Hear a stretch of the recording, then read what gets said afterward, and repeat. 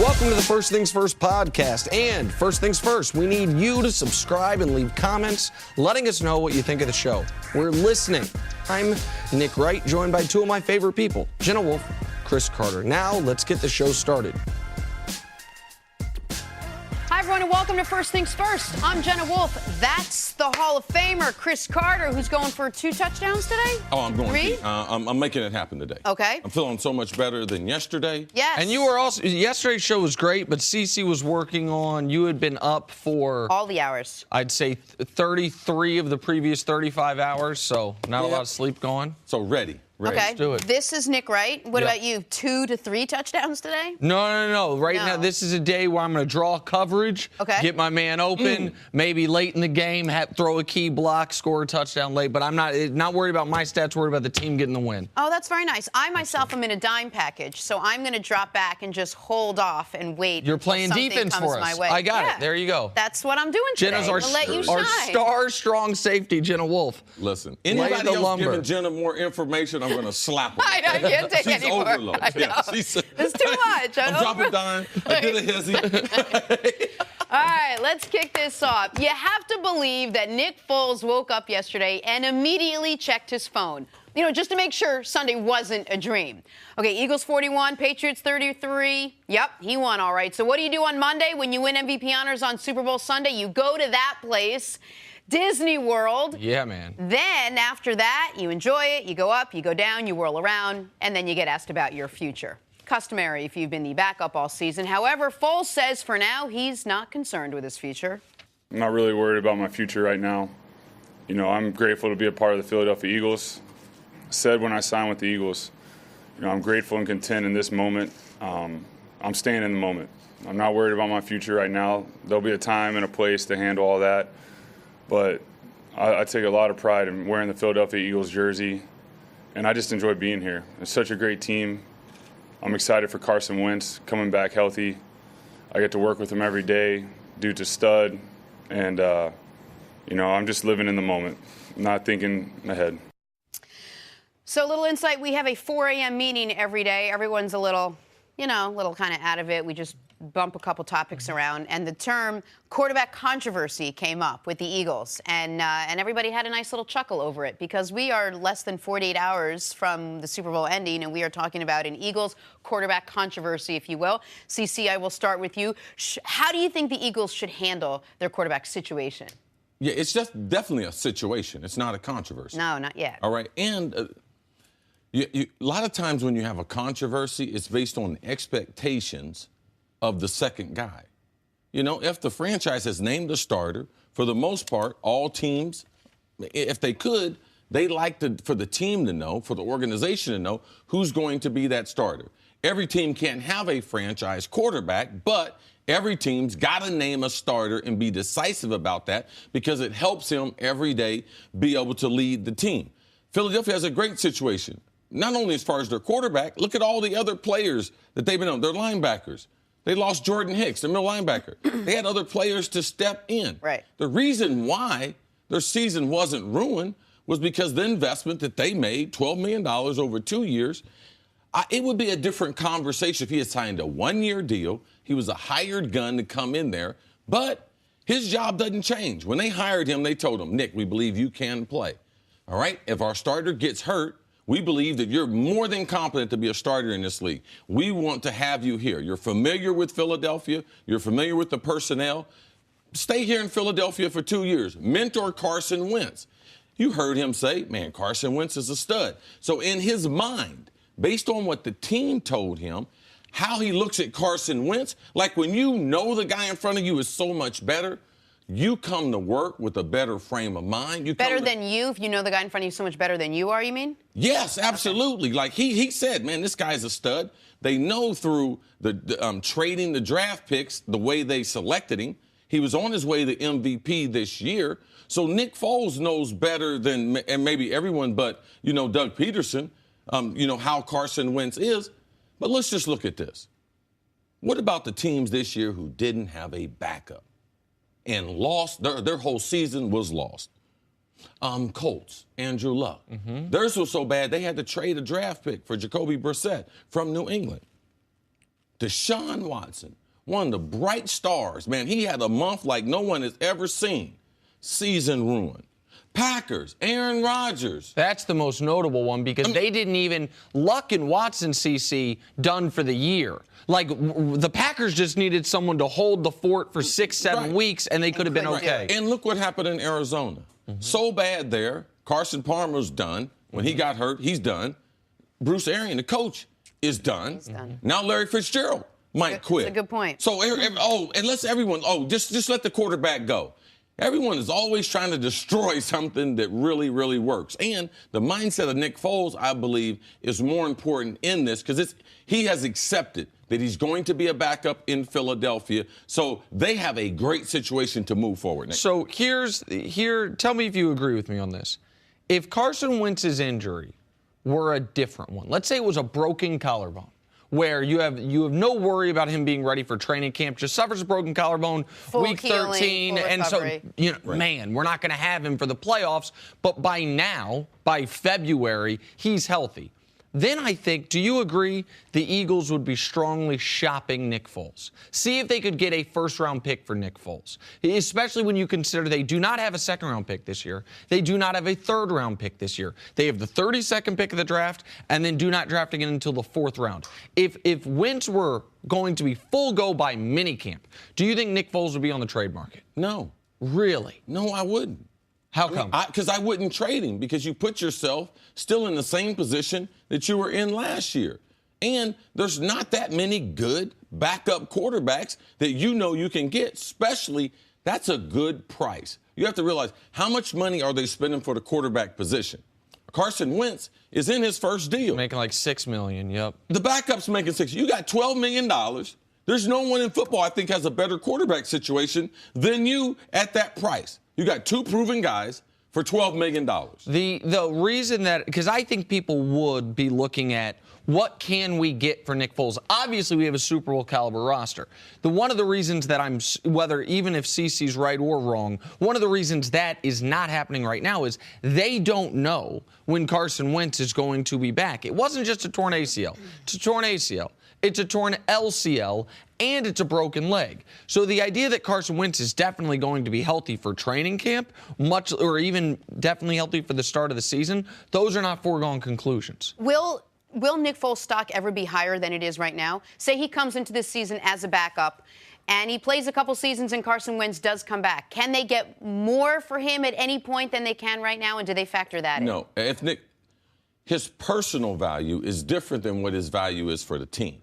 Okay. Like what he could be. If Carson Wentz does not play next year and he goes into free agency 2019. If Nick Foles doesn't play next year? Yeah. If Nick Foles does not play next year, he will be more valuable as a free agent after sitting out the whole season. Last time people saw him would be in this 6-game window with Philadelphia. At that point, he would be very marketable for other teams. Now, from Philadelphia's concern, I don't know why you think they need another draft pick that you still would have to go out and get another backup. And that draft pick is not as worth as much as Nick Foles is to that team. So I want to show people something, and it's one of your favorite things, one of these blind reveals. Now, because we're talking about Nick Foles, if you're guessing right now one of these people is Nick Foles, you're going to be correct. But throw it up there. So here's 2 quarterback careers with the Philadelphia Eagles. The records are about the same. The guy on the right, better yards per pass, better touchdown interception ratio, and a better quarterback rating. Show America who those 2 people are, if you would, please. It's Carson Wentz's time with the Eagles and Nick Foles' time with the Eagles. And I say all that to say this. If you're not trading Nick Foles, Chris, then I'm guessing you're going to find this to be absurd. But if a team like Cleveland, that has the 1st pick, the 4th pick, that has the Eagles' 2nd-round pick this coming year, if they called Philadelphia and said, hey, don't you guys just want to keep it going with Nick Foles? He's your Super Bowl MVP. You have him under contract. This other guy's injured. You don't know when he's coming back.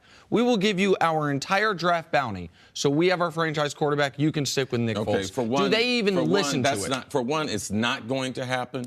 For one, Cleveland's made so many mistakes, and if they sign Nick Foles. I said for Carson Wentz, not for Nick Foles. I said for Carson Wentz. If Philadelphia doesn't even listen to him. No. So there's Nick Foles, by winning the Super Bowl MVP, by playing brilliantly in the conference championship game in the Super Bowl, he is back to exact position he was at the beginning of the year. The Philadelphia Eagles know they are a good football team, all right? They can win with different quarterbacks, but they're not going to have their franchise right now where they are to take Carson Wentz. For one, the fans would never tolerate that, all right? Like, they would never tolerate that. I think it's just... I know you're going to think it was crazy. I know it's just. I mean, let's just slow down. Philadelphia just won. Yeah. They've never won a championship. All right, they got themselves in position because of Carson Wentz. Howie Roseman has done a tremendous job. Those draft picks are not as valuable as Carson Wentz, because Carson Wentz, he's the answer to if they could win 2 or 3 Super Bowls. Okay. Now, they've never won one. Okay. Man, they could go on a run. They got a great defensive line. They got a great offensive line. They got good young players. Let's not get carried away. They just barely won their first Super Bowl. Like, before we try to change this organization, and which we don't know what they would be, Carson Wentz would quit football. We're gonna get into all I mean, and don't we think that we haven't had the parade yet. don't we think the sample size is a little small right now? He played a great conference championship and a great Super Bowl. No, he's played enough football because he's been. No, let's not forget. 2012, yes. 2013. And then what about everything after that? He wasn't good enough for anyone to keep him as a starter. So here's Nick Foles. This is why it's so interesting. Foles is unlike any backup quarterback that I've seen, in that he had this amazing season in 2013. Yeah. Then he had the Jeff Fisher era, which seemingly almost ruined his career. And then he had this amazing resurgence the last month of the last 3 weeks of real time. So it's not the typical backup quarterback story. Yes, the sample size of excellence is very small. 7 weeks ago, you told them their season was over over. because of him. Wait. Uh-huh. And now you want the Eagles to go forward with those crazy fans with Nick Foles as a quarterback? A very wise man once taught me, with new information, my opinion can change. My new but it's supposed to get better. All right, we are going to talk much more about what the Eagles need and what they can plan for next year in a bit. But coming up, did Bill Belichick tarnish his legacy on Sunday just by losing? Next Did you sleep last night? I just throwing it out there. You can knock it down. I was like, maybe he was trading the who? Moving on, new topic. As downright giddy as the Eagles were to return home yesterday, the Patriots were not. No real big parade, no ring fittings, no other things adults do when they're really happy. We watched Tom Brady shine, throwing for over 500 yards on Sunday, but their defense gave up 538 yards. They gave up 41 points, and now Brady will be 41 in the 2018 season, and he and Belichick have suffered their 3rd loss in the Super Bowl. CC, did the Patriots losing have any impact on Brady and Belichick's legacies? Of course. Of course. Anytime you have an opportunity to tie the NFL record, I mean, they could get 6 Lombardi trophies. Right. All right? I mean, they're into collecting trophies now. They're not into the individual stuff, but collecting those team honors, yes. And talking to Mr. Kraft and traveling with them, that's their number one goal, is to win championships. Tom Brady, why else would he be playing but to win championships? Last year, he made it very, very clear. 5th Super Bowl victory with 2 losses. But, man, I'm going to tell you, 6-2 looks a hell of a lot better than 5-3. And now let's say if they go back one more time. Let's say they go back one more time and they lose. Now we 5-4. So now they starting to come back to the field compared to being 5-2, 6-2. 7-2. I thought Brady would win 7 championships. Right. As of Friday, you would have thought 7-2. You, Chris Carter, a lot more likely than 5-4. Yes. Right. Like, I mean, that's where you were at. And then now, looking where teams are, there's more teams in the AFC that can beat New England. New England they got a lot of problems. Their offensive line, their defensive line. They don't have a pass rusher. Well, they do have a pass rusher. But he's going to be 40. He's older than Nick.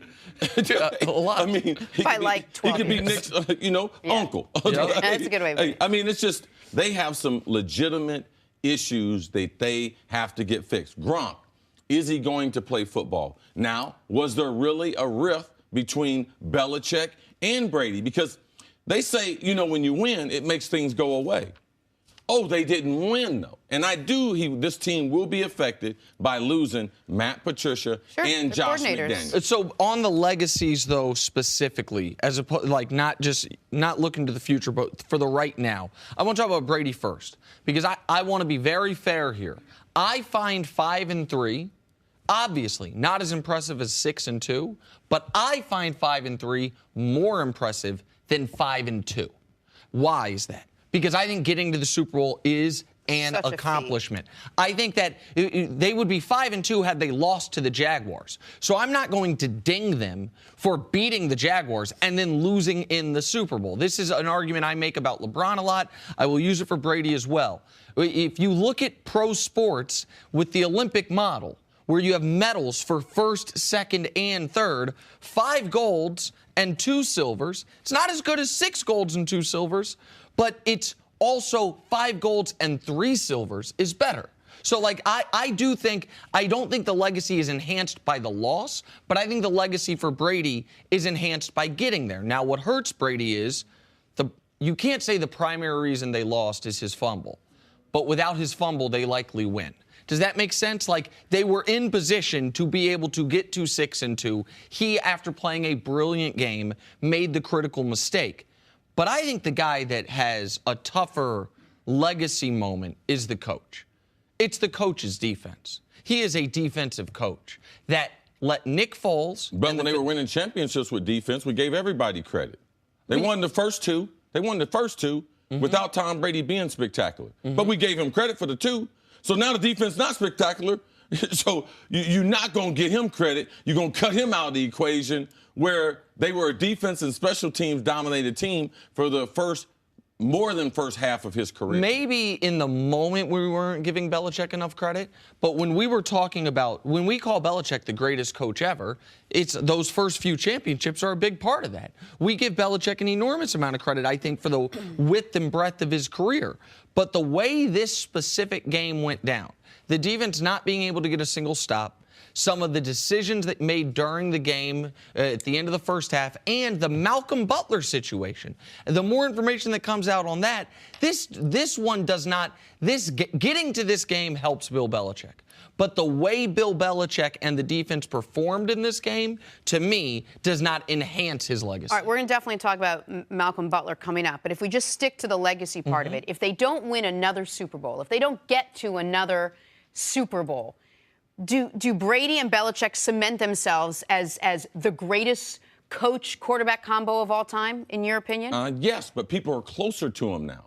The more that the losses equal the wins, the closer people are to him. So let's look at a couple situations. Now, Jim Kelly, how many Super Bowls did he go to? 4. All right. Fran Tarkenton, how many did he go to? Was it 3? Okay. I'm not certain on Tarkenton. What about John Elway? John Elway went to 5. Oh, okay. But how did he go to them? He was the driving force for the first 3, and they lost. Okay, what about the team's success early?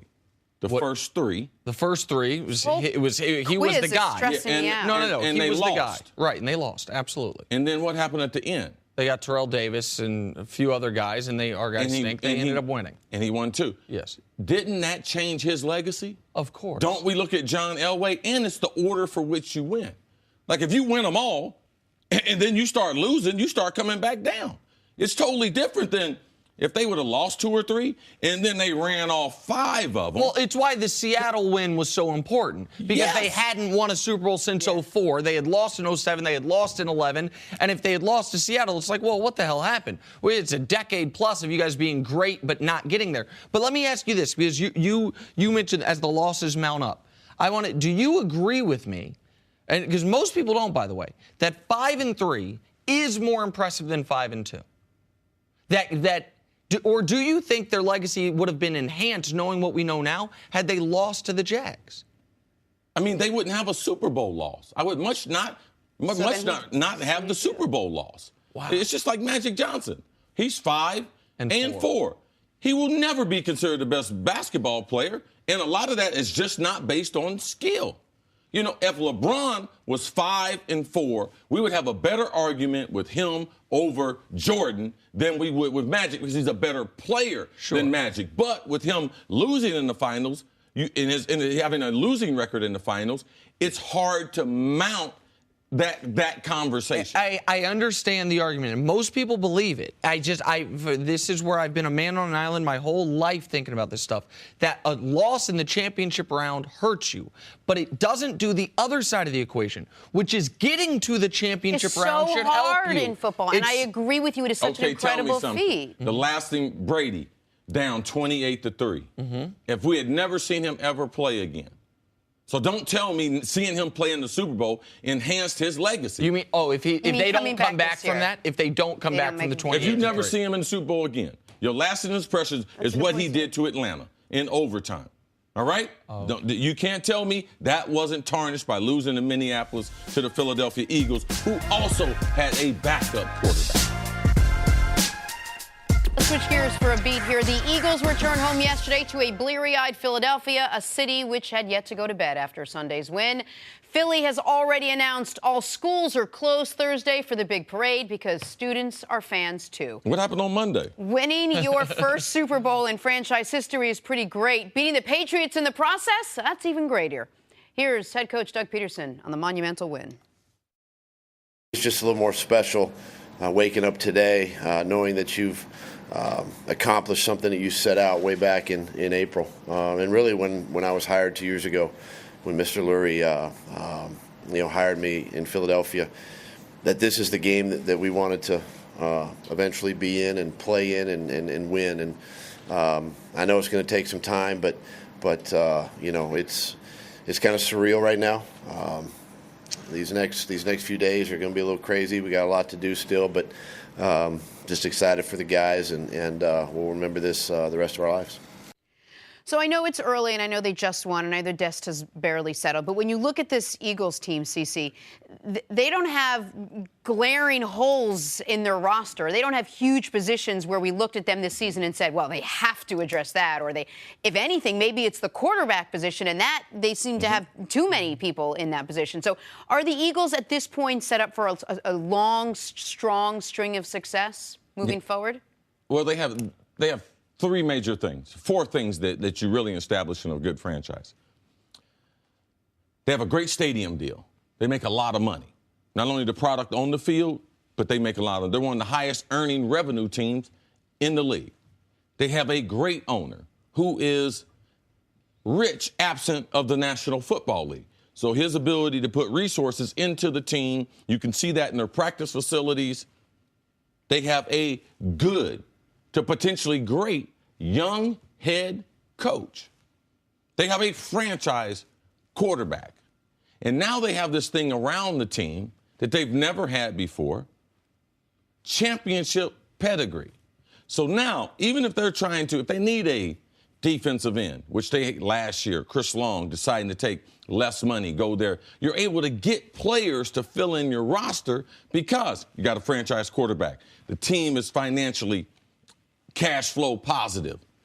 You're in the NFC East, which is one of the major divisions to be in. You play Dallas, Washington, New York. Man, you got a lot of good stuff going for you, but the number one thing is you have a franchise quarterback. And guys believe that Carson Wentz is going to be a star in the NFL. So you guys will buy in to that. So, yes, they are set up for long-term success. And you mentioned the head coach, but I want to zoom in on that for a moment. A head coach that, to me, did what he did in this playoff run with a backup quarterback was wildly impressive. Like the play calling, because, and why am I giving the head coach credit? He and Frank Reich, the offensive coordinator. But those guys letting the reins loose entirely and allowing Nick Foles to use the full game plan, which allowed them to blow out Minnesota and then allowed them to hang 40 on the Patriots when they needed every last one of them. And so then you look at, the thing is with the NFL year to year, you look at roster turnover. Their entire offensive line under contract for next year. Their entire defensive line, their starters, under contract for next year. The most expensive player on this year's team that is a pending free agent is Darren Sproles. He didn't even play. Now, listen, free safety Corey Graham, Patrick Robinson, a cheap corner they got in on a one-year prove-it deal. Those guys are free agents. They might lose some guys, and they don't have cap space.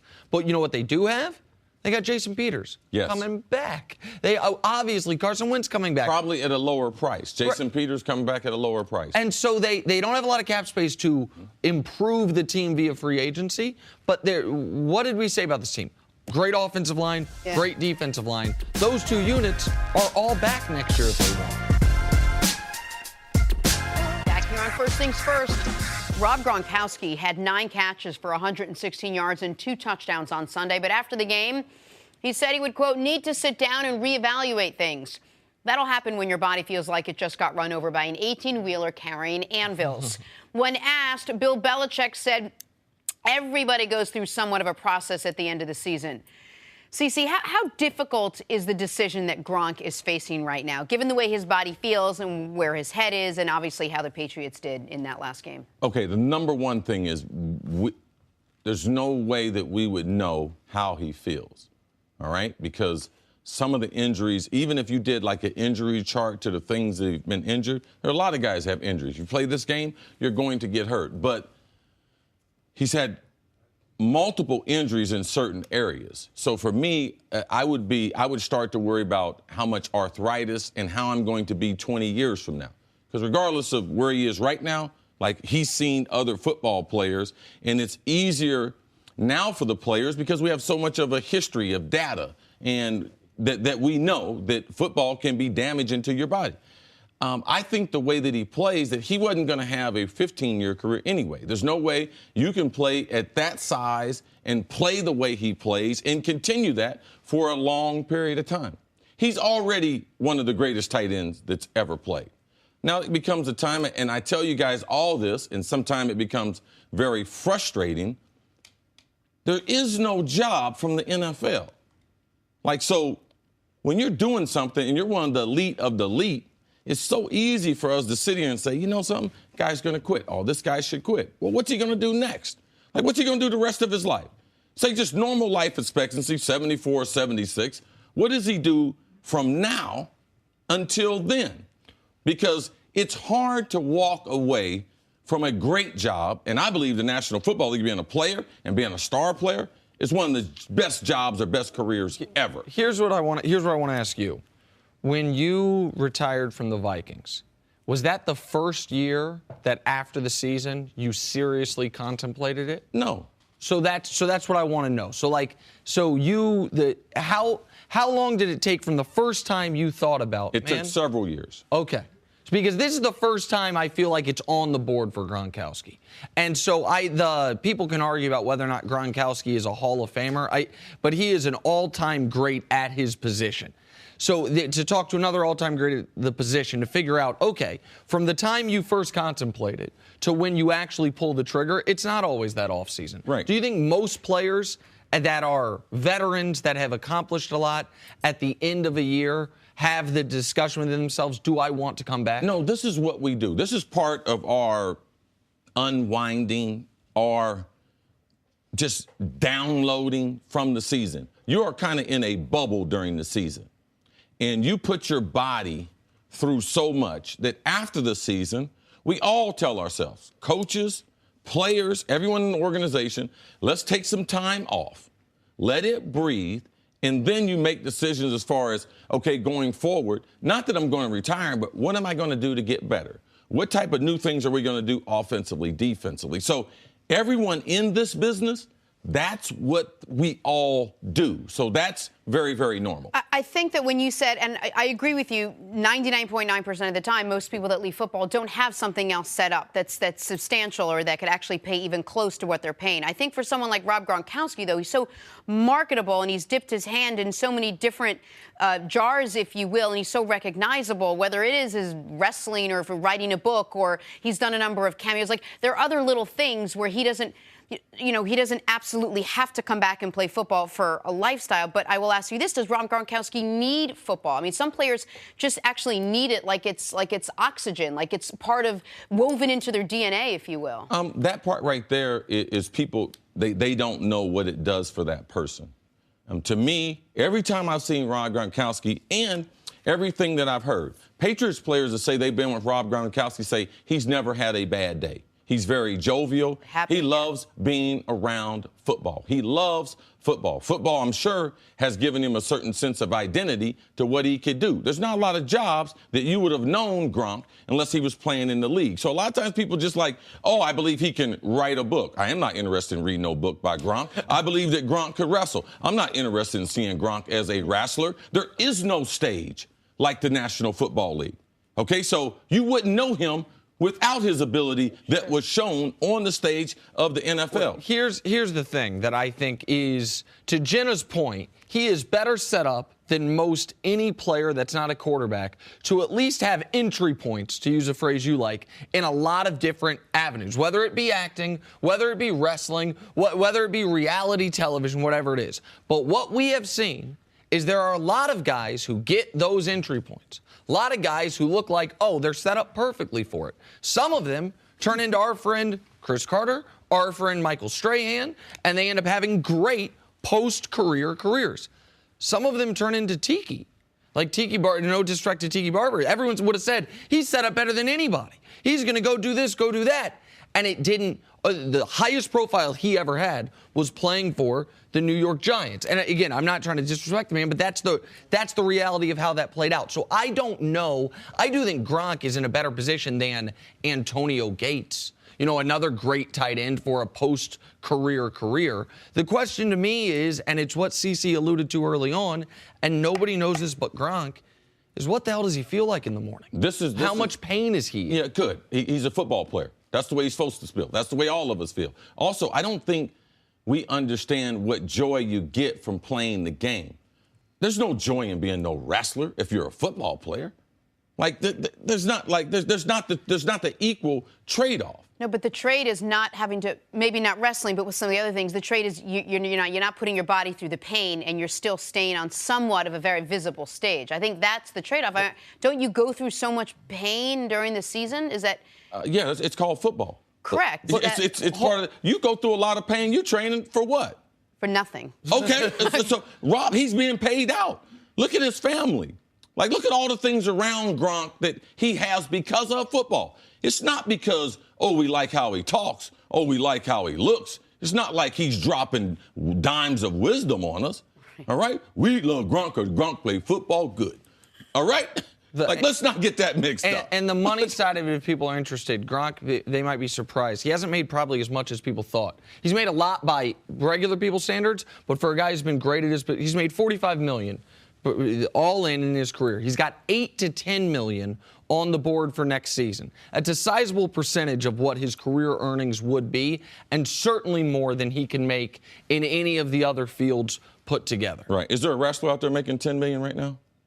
Just through wrestling, I would imagine John Cena through the acting makes close, but probably not. Oh, okay. I mean, The Rock parlayed it, but I mean, We'll watch you for the Patriots next year, Gronk. Coming up. Yeah, write a book, man. I want to read that. Olivia would read that book. Could Malcolm Butler... You better put some pictures in there. I knew that was coming. Could Malcolm Butler have made the difference in the Super Bowl? First things first. More next. Good stuff. All right, let's move on to the players who didn't play in the Super Bowl. Malcolm Butler, hero of Super Bowl 49, opposite of hero in Super Bowl 52. After the game, Butler, who was benched but for one special teams play, said, "They gave up on me." Now reports are this decision has left the Patriots locker room divided. Yesterday, Belichick said, quote, "I respect Malcolm's competitiveness, and I'm sure that he felt like he could have helped. I'm sure other players felt the same way." All right, let's dive in here. CeCe, could the Patriots have won if Butler played, or is that too simple an analogy to make? No, he was a healthy scratch. He's one of the best football players on the field. I could argue that he was the best corner in the stadium. Right now, you might say Stephon Gilmore on his team, because he came on later on and really had a good season after a very, very poor and shaky start. But Malcolm Butler on that field was the best corner on both teams, had the most experience of all the corners on the field, our secondary players, and it put his defense in a bind. It made Patrick Chung, the safety, have to play more man-to-man on Nelson Aguilar and some other players. He didn't have a good game. It made Rowe, who was the nickelback or dime back, have to start It made him have a bad game because they started targeting him. So, of course, the Patriots, good players, win games. The Patriots had one of their best players in their secondary, one of the best players on their defense, one of the few players that has the experience with Bill Belichick, and they decided not to play him in the game. Of course, they had a better chance to win the game. And that doesn't even speak to the emotional effect on the other guys that did play, finding out the moment before the game starts, one of our best players, one of our, I know he's young, but a guy who's played in 3 Super Bowls, one of our emotional guys, a clearly well-liked player given the Instagram outpouring of current and former teammates, that he's not playing. Yeah, and we this is what we give New England credit for. So make sure we give them the blame for this. Yeah. They are the best at situational football of any team that we've ever seen. They know how to win games better than any other team. They lost this game before it started when Belichick decides to not tell the guys. Because I know Belichick knew before the game. There's no way he didn't know. He don't listen to the national anthem, America the Beautiful, in reverse order, and then decide, you know something? My best is a secondary member. I'm going to sit him for the game. Whatever happened, he knew about it. When he decided to make that decision, he should have been able to convey that to the defensive leaders so these other guys who don't have don't have the experience so they can prepare. If I'm not a starter and you tell me before the biggest game of my life, 5 minutes, that I'm starting now, so I didn't even have the preparation time to know, okay, I might have to hydrate myself because I got to play more plays. You hydrate yourself. So did Belichick lose this game for these guys? Did Belichick lose the game? He benched Malcolm Butler. He did not help them win. I'm not going to say he lost the game, but he did not help them win by making this decision right before kickoff. I'm not trying to say that Malcolm Butler should have played because I don't know what he set him down for. Obviously, something happened, all right? That's the part we have to make sure something happened.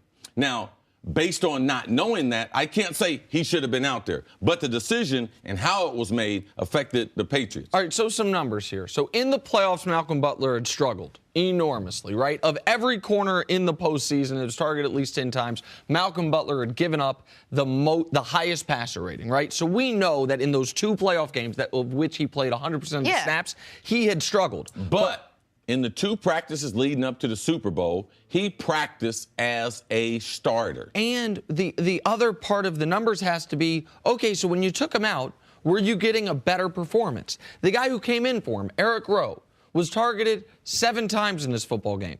4 catches, 80 yards, a touchdown, a 137 quarterback rating. Jonathan Batamosi, who is a special teamer, he only plays if there's an injury. He ended up being targeted on 1 play, a critical 3rd down, where he didn't break the pass up and he missed a tackle. It went for 17 yards. So the idea that Malcolm Butler, even if and this is where CC is saying, we don't know what happened. I know something happened. But here's my thing. You just don't know what it is? I don't, yeah, there's something had to have happened, but we don't know what it is. At this point, almost don't care what it was. Because here's why. No. I care what it was. So do I. Well, let me explain why, though. If it was a punishable offense like this, why did you dress him? If he was a healthy scratch, then absolutely I will listen. Did he get caught doing something he wasn't supposed to do before the game? Was there something? Did he shove a coach in the locker room? Okay, fine. I will listen to that. But the moment you decide whatever he did, he is still worthy of one of our 46 game day activations, then you've got to, during the game, realize we got to put him in the game. In what world is the penalty supposed to be? You're going to take one of our roster spots and throw it away. Because if he was being demoted from being a starter is being the nickel or the dime player. Right. And then Not playing more special teams. Like, you're just not starting. But, you're not only just affecting him, you're affecting the whole roster. If you're saying he practiced with the first team on the last 2 days of practice, that was when? Wednesday, Thursday? Thursday, Friday? Thursday, Friday. Yeah, all 2 weeks. So do we assume this happened sometime on Saturday, which would have given the guys that stepped up behind him enough time to at least consider what they would have to change to start? I'm not going to assume when it happened. I'm not going to speculate. I'm just going to go with the things that I do know. He was in the starting lineup when they had the 2 weeks of preparation. So Bill Belichick, whatever happened, he didn't give the other guys the opportunity that they would get the starter reps. But here's the other thing. Even if it happened the night before the game, unless we think it happened when they were taking the field, like the night before, you could tell Eric Rowe morning of, not minutes before. Like you cannot make this type of drastic decision as a head coach, have it go this poorly, and not have us question what the hell just happened here. Like, yeah. I mean, it's totally fair. To me, it affected the game because it affected the psyche of the secondary.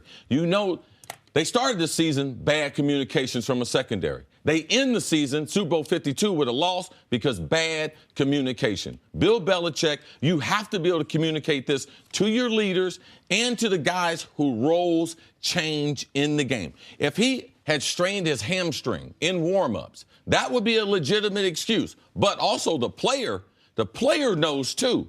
Man, he's hurt. That's the reason why I'm out there. When you have a guy who is mentoring Rowe, he's crying on the sideline. Rowe would be going to him for help during the game. You studied this receiver. What do they run in this? All these situations. You don't have that natural feedback. Right. Carson Wentz, the role that he played in helping Nick Foles. You know the reason why? Because Nick Foles knows the only reason why he's in there is because Carson Wentz is hurt. Yeah. You hurt the secondary, you hurt the communication, and Brandon Browner went on to social media, and he said, I know because this is a close group. I've been in that group, and when you do something like this, it hurts the group. I take him on that. Moving on to the NFL, former Vikings head coach Mike Tice is reportedly stepping away from the game. After 35 years, Tice, who most recently served as the offensive line coach for the Raiders, says players no longer want to be coached. CC, Tice was your coach with the Vikings. What was your reaction to this? He was also one of my teammates. So I've played with Tice. He's also been a coach on the staff. And when Dennis Green was let go, he took over as an interim. So me and Tice go way back. Him and his family. He's a very good coach. This is, if you talk to coaches around the league, yes, this generation of players, they are a little bit different. And Mike Tice is an old school throwback. Now, he was a quarterback at Maryland at 6'7", ended up going to have a 16-year NFL career as a tight end, a blocking tight end, too. Tice can't run at all. But he's right. He's an old school coach. People don't like the in-your-face and constant getting on you. This generation of athletes is a little bit different. So there's a lot of truth to what Tice is saying. Sounds a little old man yelling at a cloud-ish, but I know, listen, this is a guy you actually know, so I'll defer to you on that. I do believe, though, it is, and listen, if he wants to get out of coaching, that's totally his prerogative. But it is the coach's job to evolve to the players, not the player, like that generation of players. It's one of the things that, for example, in college, Coach K has done a really good job on. Other coaches have not. Like, you have to constantly evolve to the new generation of players. If you feel the new generation of players don't want to be coached, I guess your options are to either get out of coaching or adjust the way you're coaching, because the generations of players aren't going to change. I think he's been very, very successful if you look at 35 years. Oh, no doubt. I'm saying, but if that's your feeling at the moment, then I think that's the right move for him. Finally, both Patriots coordinators will be moving on. Josh McDaniels reportedly will take the Colts head coaching job, despite rumors he was going to back out. And Matt Patricia is officially taking over the Detroit Lions. CC, how big of a deal is it that both Pats coordinators are leaving? It's a huge deal. It's Belichick's tree is running out of branches, too. So when you look at New England's organization, it's not, I would say, as inviting to young or other coaches in the league, because there's only certain coaches that have an existing relationship with Bill or can get over that trust factor. So now you're losing your number one guy on the defensive side of the ball, losing your number one guy on the offensive side of the ball. Of course it affects. Bill Belichick's going to have to coach harder this offseason than any offseason that I remember to be able to replace him, because how many of the assistant coaches and members of the staff video people? Does Patricia take? Does Josh take? Because they're going to take some people from New England. So this franchise, it will feel the effect of both of these guys leaving it. I remember Coach Mangini telling us about when they were hiring a guy that it was for the lowest level job.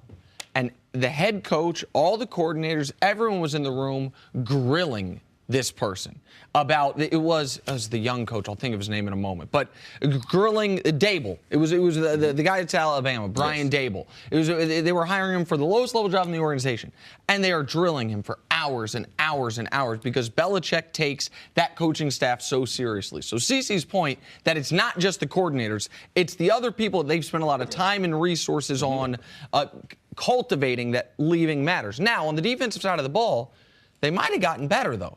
If they get Greg Schiano, if he is the replacement, I think that could be an upgrade for them on the defensive side of the ball. In the NFL, it's not the X's and O's, bruh. It's the Willies and the Joes. They do not have great personnel. So to think Greg Schiano got better personnel at Ohio State.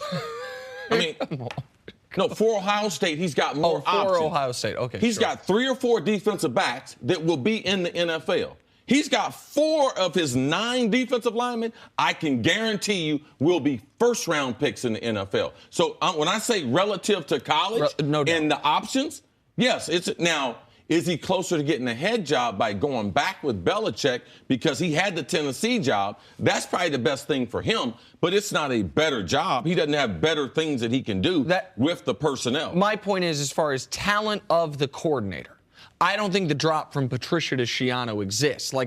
That's a great, my point. Yeah, I think I don't know who their offensive coordinator is going to be, but I don't think their coaching staff, I don't think they got worse at the coordinator position, the Patriots, from Patricia to Schiano. I think Schiano's a very good coach. Right. It's just like when I was with the Vikings. I mean, we had a great staff. When Dennis Green was the head coach, our defense coordinator was Tony Dungy. Yeah. Our offense coordinator was Brian Billick. Now, we lost Tony first. He took part of the staff with him. And then, when Brian Billick left to go to Baltimore, he took part of the staff with him. That actually 2 years later, when Denny was fired, their only option was Mike Tice. Right. Because the other guys had gone other places. So, yes, there is a tremendous effect when you lose great people. Quickly, how coveted is the position to be a coordinator to work for someone like Bill Belichick? You in a hurry to get yelled at? That's what I'm saying. You in a hurry to get yelled at? On paper, it seems amazing, but I'm worried that maybe that's a little bit of what it is. Call Mangini. See if he wants to go back there. But it is great for people's careers. Almost all those coordinators have gotten head coaching opportunities. Not many have been successful. If you can deal with it, it's great career upward mobility. Jenna, you willing to eat a whole humble pie every day? Because that's what it is working with Bill Belichick. I couldn't even get the question out. Did you hear me? The coordinator. All right, now that the 2017 season is in the books, it is time to move on to 2018. That's how time works. Yep. After all, the start of next season is only 212 days away. The Super Bowl odds were released. Not surprisingly, the Patriots are the favorites at 5-1. Eagles have the second best odds at 15-2. Even though they won the Super Bowl, trailed by the Packers and Steelers at 10-1, with the Vikings rounding out the top 5 at 12-1. All right, Nick, is it too early to bet with them odds, and should the Patriots be Super Bowl favorites next season? It's never too early to place a wager, let me tell you that much right now. And if you bet on the Philadelphia Eagles this day 1 year ago, you got them at 55-1. So that was a team that was not on the first page of the odds sheet that ended up winning the Super Bowl. Now, people didn't see Carson Wentz doing what he did in the whole season. They were a long shot that ended up coming in. To answer the other question, should the Patriots be the favorites? They should be in that first group.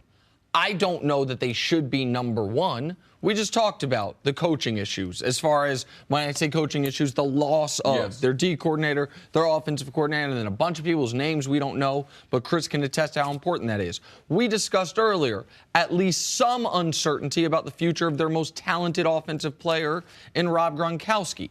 I know I was skeptical of a 40-year-old Tom Brady. He won the damn MVP, then threw for 500 yards in the Super Bowl. But they are going to be starting a 41-year-old quarterback without what, you're laughing at me, but it's a real thing. They are, so as far as them being the overwhelming favorites, go ahead. Yeah, I'm not laughing at you, but it's just, man, you got to keep following it up. It's funny because we're like, man, we've never seen this.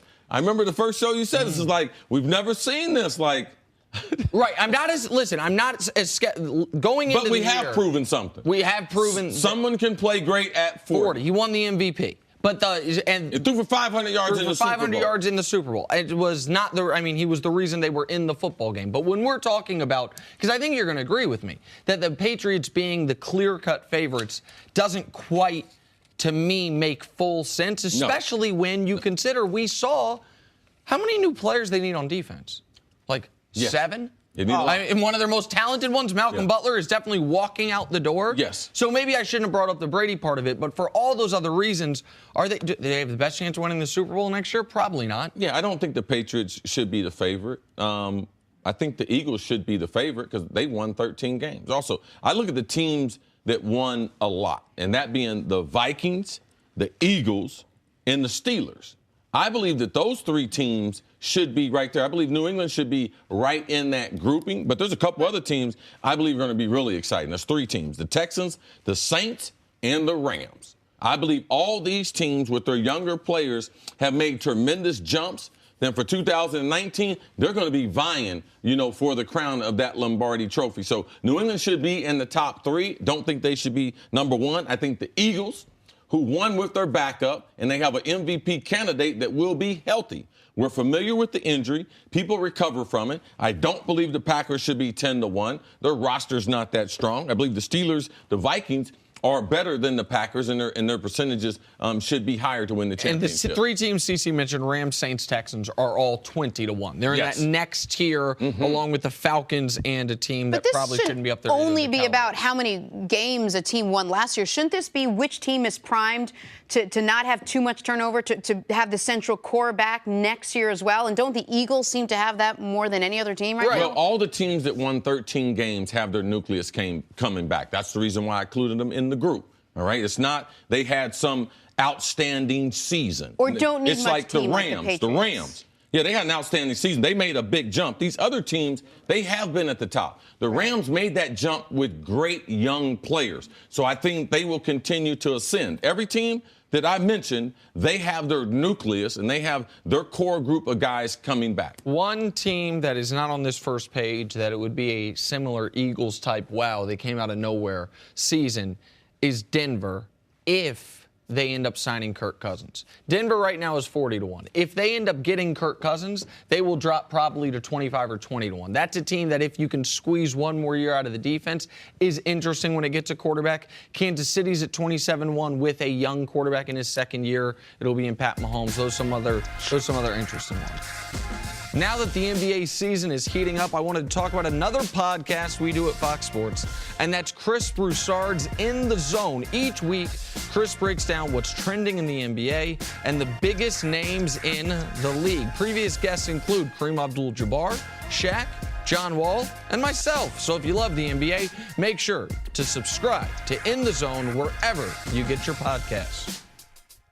Moving on to the Cavs, who, despite us not talking about them for the last few days because of the Super Bowl, are still bad.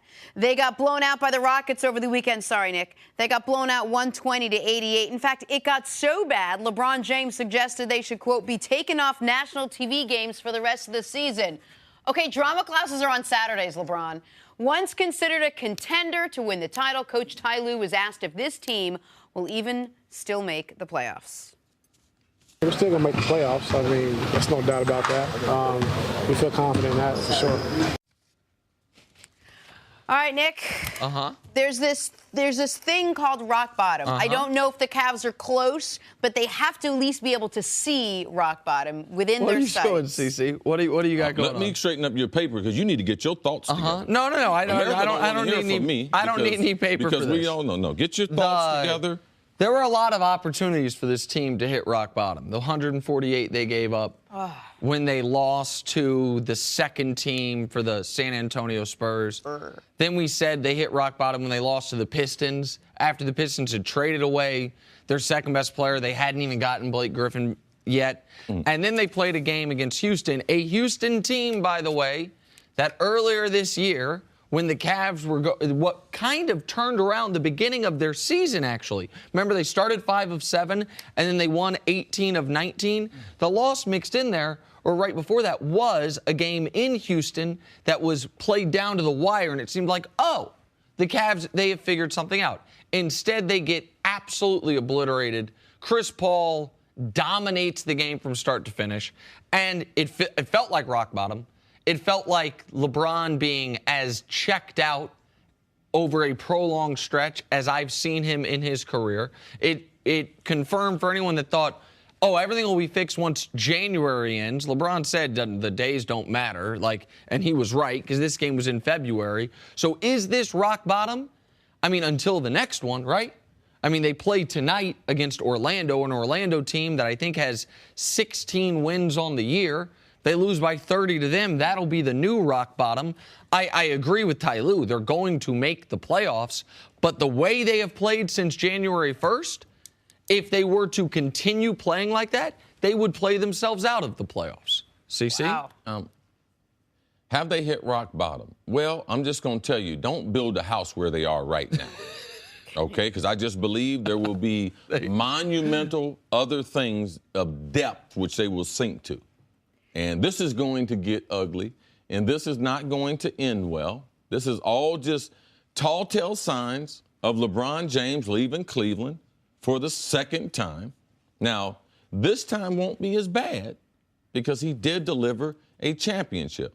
But Daniel Gilbert and all the signs that people will start to understand, wow, I could see why LeBron is not going to opt into a finishing contract with the Cavaliers. No, this is going to get worse. All right? Kevin Love is going to be out for an extended period of time.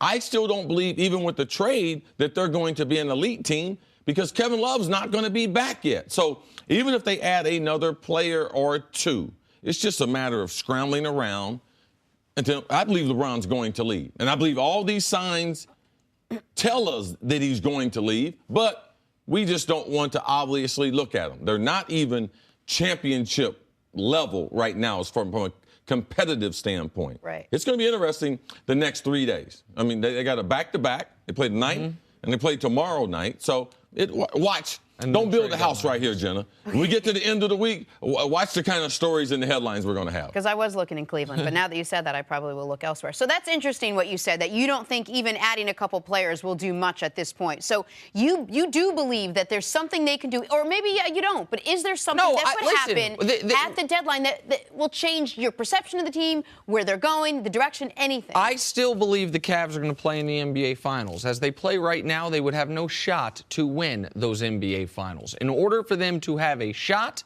to win those NBA Finals, and for CeCe to believe they can even get there, I would imagine, they need one of the following two, or maybe both of the following two things to happen. They need to make a major trade, and they need Isaiah Thomas to start playing like an NBA player. The Cavs, since January, since Isaiah Thomas came back, have had the worst backcourt in the NBA. JR has struggled for a year and a half, and then Isaiah Thomas came in, and he's been worse than Jose Calderon. He's been worse than Derrick Rose, who was terrible. Since Christmas, they have the third worst net rating in basketball. That's not just defense. That's offense and defense combined. They've been a bad team. Go ahead, Jenna, I got the trade for the Cavs. Tell me. You say Dan Gilbert is running the team now. He wants to be the puppet mouse. Jeez. Jerry Jones-ish, right? That's what he said. He wants to be the NBA's Jerry Jones, this clown. Okay. When's the trade deadline? February. 2 days from today. Okay. I go to LeBron tomorrow to ask him, is he going to be in Cleveland? You're Dan Gilbert. I'm Dan Gilbert. All right. LeBron tells me no. I can't give you that answer. I say, then no problem, LeBron. I need you to waive your no trade? I need you to waive your no trade, and I'm getting ready to trade you. I would trade LeBron James 24 hours before the trade deadline. If he doesn't opt into the contract, I'm going to trade him. I'm going to take the phone and say, anybody want LeBron James? Give me your best offer, because that would leave the franchise in better shape in March than it's going to be now in June. CeCe. So I don't think LeBron would waive his no trade, but let's assume he would. Let's assume he would say, you know what, I'll give you a list of teams that I would be fine going to for the end of the year. I know you dismissed the Carson Wentz potential trade. I will not dismiss this. I find that interesting. I No, think because it's I'm not logical. messing around like you. I don't come up with some pie in the sky. This is a little pie in the sky because LeBron James, the idea that he's going to waive his no trade. If I own the team, it's a legitimate option that people have not discussed. Well, they haven't discussed it because LeBron has to consent to it. The reason they haven't discussed it is because conversation, though. And if I own the team, I got the power to be able to do that. Say he chose. He could choose a couple teams. Oh, I mean, you would choose Houston. He would choose San Antonio. San Antonio. The weird thing, though, and the reason I said Houston, but I hesitated a bit, would he want to go to a team, if he did waive his no trade, a team that he could sign to in the offseason that they wouldn't have to give up anything for? Like, weaken them for the years to come? Or would he just here's the most interesting one. What about Milwaukee? Hey, Milwaukee, I'll play for you for 3 months. You give up Chris Middleton. I've thought about this, by the way. You have Chris Middleton, you give up Jabari Parker, maybe Malcolm Brogdon. The salaries match up. Like I said, I've thought about this one. Then all of a sudden, him, Giannis, Eric Bledsoe, the guy you want to play with before, that's formidable. There are some options. Maybe, Kyrie probably wouldn't like it. Maybe Boston could make something happen. There are some options. I don't think LeBron is going to allow himself to be traded, but it is interesting. I'm always for interesting, and it is interesting. More bad to come. I'm Jenna Wolf, and thank you for listening to the First Things First podcast. Make sure to subscribe and tell your friends, family, and coworkers about the podcast, which, by the way, is available on iTunes and all your favorite podcast apps. You can catch a fresh new episode every Monday through Friday on FS1, starting at 6:30 a.m. Eastern, 3:30 a.m. Pacific. So long, everyone.